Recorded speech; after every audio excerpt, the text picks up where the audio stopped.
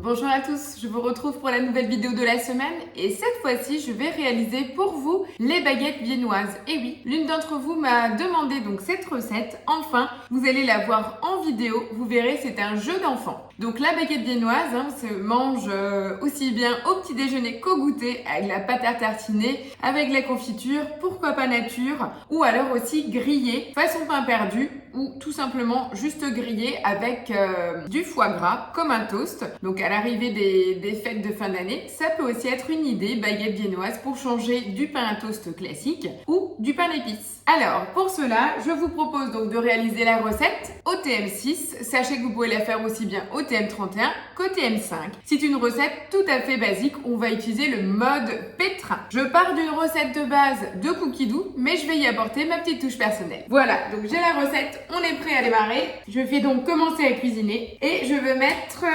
260 g de lait demi-écrémé. On me demande 15 g de levure, donc moi j'utilise toujours les petits cubes de levure fraîche Fala. C'est des cubes de 42 g donnés pour 1 kg de farine. Donc là en fait, moi je mets bien un demi-cube, soit 20 g. Donc pareil, je vous rappelle la petite astuce, je l'ai déjà donnée, mais pour ceux qui viennent d'arriver sur la chaîne, quand vous avez votre cube, votre rectangle au final, au lieu de le couper approximativement comme ça, vous allez en transverse, ainsi, et vous allez être certaine d'avoir une moitié parfaite. Tout simplement, comme ça. Ok? Je vais vous montrer. Voilà, on a le rectangle et je le coupe en deux. Voilà, donc là je vais utiliser une moitié de suite, donc pour 500 g de farine. Et l'autre moitié, je vais la mettre dans du cello frais au congélateur. Et la fois d'après, je n'aurai pas besoin de la décongeler. Je vais la mettre directement dans mon bol et je vais faire remonter l'ensemble de ma préparation à 37 degrés. Donc surtout, ne jamais décongeler votre levure, pensez-y, puisque c'est un être vivant. Donc si vous la décongelez, vous allez la faire monter en température et après encore réchauffer, elle sera morte ou cuite avant l'heure. Voilà, je rajoute. Donc là dans la recette, il nous propose de mettre tout de suite la farine. Moi, coûte que coûte, quelle que soit la recette, je stoppe ici. Donc, vous cliquez sur la maison pour enregistrer votre recette. Vous voyez le petit point vert. Là, je remets le couvercle et le gobelet doseur. Donc là, je vous rappelle, j'ai uniquement le lait et la levure. D'accord? Et là, je vais programmer 2 minutes à 37 degrés, vitesse 1. Voilà, mes 2 minutes viennent de se passer. J'ai tout simplement un bol qui est légèrement tiède et ma levure qui est totalement fondue. C'est tout ce qu'on demandait. Et donc, je clique sur mon petit livre vert qui retient donc la recette à l'étape à laquelle nous étions et je vais maintenant rajouter 500 g de farine. Donc moi au quotidien, j'ai la type 65. C'est celle que j'ai tout le temps. Maintenant, je rajoute mes 100 g de beurre. Donc je le coupe en petits morceaux. Voilà, j'ai rajouté donc le beurre et maintenant pour finir 40 g de sucre. Voilà, j'ai rajouté donc les 40 g de sucre et là on me demande également de rajouter 2 cuillères à café de sel. Et là tout simplement, on va venir pétrir le tout. On part pour 5 minutes en fonction pétrin. Et c'est parti. Voilà, donc les 5 minutes de pétrin viennent de se finir.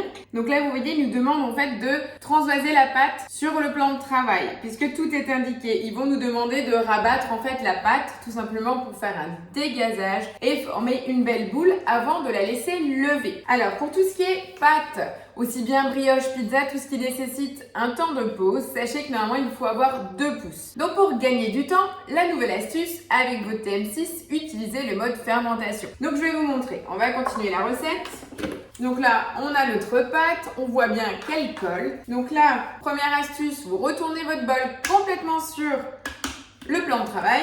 On va donner quelques petits à-coups avec la vis à l'arrière pour décoller la pâte. On prend son temps. Et là, vous voyez, la pâte arrive tout doucement. Ça évite d'y plonger la main et d'oublier que les couteaux se trouvent au bas du bol. Je vais sortir une partie avec ma spatule.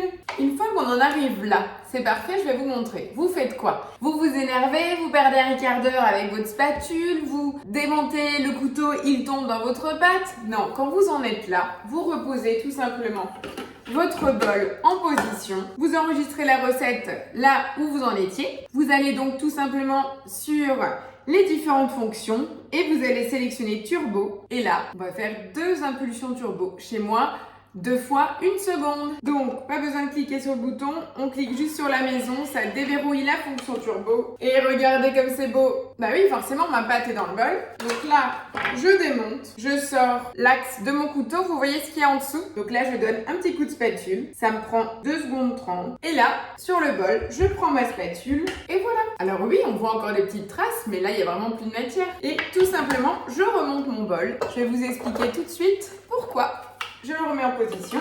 Donc là, d'abord, je vais juste reprendre donc ma recette. Il me demande donc de rabattre ma pâte 3 à 4 fois. Donc comme je vous disais, c'est vraiment tout simplement la dégazer. Et on sent qu'elle est déjà bien moelleuse, elle se travaille très bien. Donc je replie et je repars. Là, elle est très bien. Elle se manipule sans aucun souci. Donc une fois qu'on a notre belle boule bien rabattue, normalement, on la met dans un saladier et on la laisse lever à température ambiante. Là, on est en intersaison, alors on a le chauffage, mais des fois, il y a quand même un peu ce sentiment d'avoir un peu frais. Donc le plus simple, on se pose pas de questions sur la température de la maison. On va utiliser Mister Thermomix juste ici en mode fermentation. Donc mon bol, je ne le lave pas, j'enregistre ma recette, je reviens en arrière, je vais allumer la balance et verser 500 g d'eau. Donc dans le bol non lavé, on est bien d'accord. Voilà. Je remets le couvercle sans le gobelet doseur, je ferme la balance, je prépare mon varoma dans lequel je pose juste du papier cuisson pour que ma boule de pâte n'obstrue pas l'ensemble des petits trous du fond du varoma. Voilà, on est prêt. Je positionne le varoma, je remets le couvercle et là, je pars en mode fermentation. Donc de base, il me met 8 heures. Donc bien entendu, on va réduire le temps, sinon vous n'y gagnerez rien. On peut réduire à minima 1 heure. Donc je vais mettre au minimum 1 heure, 70 degrés, tout ça je laisse normalement et je vais lancer le mode fermentation. Qu'est-ce qui va se passer? On a mis de l'eau en bas, ok, on est à 70 degrés. Il n'y a pas du tout de dégagement de vapeur, d'accord? C'est pour ça qu'un demi-litre suffit largement. Tout ce qui va se passer, c'est qu'on va avoir une chaleur humide grâce à l'eau et donc ma petite boule de pâte va être là comme un mode étuve, tout simplement. Et elle va se développer beaucoup plus rapidement. Habituellement, pour la pâte à Morissette, celle que je fais très souvent, j'en ai à peu près pour une demi-heure. Donc ça me fait gagner du temps. Donc on va regarder d'ici une demi-heure l'état de notre pâte. Si c'est ok, j'arrête. Et je vais donc façonner mes petits pâtons pour former mes baguettes. Et après, une fois que mes baguettes sont formées, on laisse à nouveau lever la deuxième fois, mais cette fois-ci formée. Et après, on devra badigeonner de dorure et grigner aussi nos baguettes, donc faire des petites entailles avec la lame et après seulement elles pourront aller au four. Et ben oui, des baguettes viennoises, ça se mérite.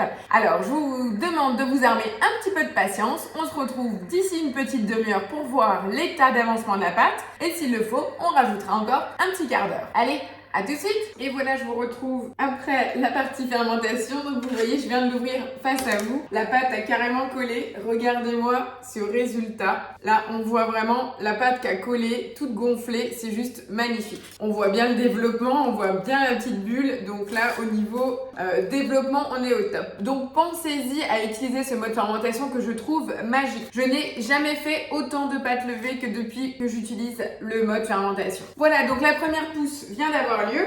Une fois qu'on en est là, qu'est-ce qui se passe? Eh ben, on va tout simplement fariner le plan de travail très légèrement et on va transvaser la pâte. Voilà, je récupère la totalité. Une fois qu'on en est là, je vais tout simplement essayer de diviser ma pâte. Alors la recette est donnée pour 4 baguettes. Voilà, on est à peu près sur 240 grammes pour mes 4 pâtons, ok?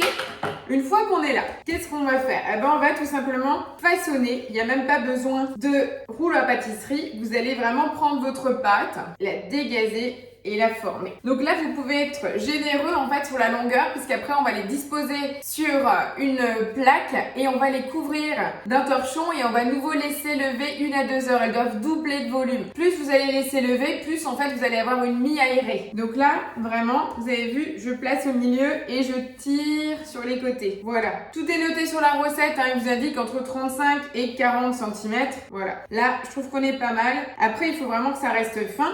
Donc moi, j'estime que c'est la bonne dimension. J'ai déjà préparé ma plaque avec mon silicone. Voilà. Et je vais reproduire de même. Donc là, vous pouvez vraiment, tac, replier dans ce sens. Allez, on y va. En tout cas, la pâte se travaille vraiment très bien. Hyper aérée. Je vais pas embêter, je vais en faire 2 par plaque. Elles auront le temps de gonfler. Voilà. Et donc, on va encore patienter 1 à 2 heures en fonction de la température de ma pièce. Je vais surveiller. Une fois que la deuxième pousse aura eu lieu, je vais les badigeonner de jaune d'œuf pour la dorure. Et après, je vais donner les petites incisions. Pendant ce temps-là, en fait, on pourra également préchauffer le four à 220 degrés. Bon allez, un peu de patience, je vous dis à tout à l'heure. Et voilà, je vous retrouve donc après 25 minutes de cuisson. Donc je vous rappelle, à 220 degrés en préchauffage. J'ai laissé les 5 premières minutes à 220 et je suis retombée à 200 degrés en chaleur tournante. Voici ma version custom des baguettes viennoises façon épi ou la version plus traditionnelle des baguettes viennoises. Les voilà, on a donc 4 très jolies baguettes. Je trouve que pour une première, c'était plutôt pas mal. J'espère avoir répondu à vos attentes. N'hésitez pas de tester la recette donc avec mes petites touches personnelles. Pourquoi pas d'y rajouter des pépites de choco pour le côté gourmand ou alors un mélange de fruits secs également. Voilà, bah écoutez, j'attends vos retours en bas de commentaires et n'oubliez pas d'y ajouter un petit pouce bleu et de partager la vidéo. Je vous donne rendez-vous la semaine prochaine pour une nouvelle vidéo.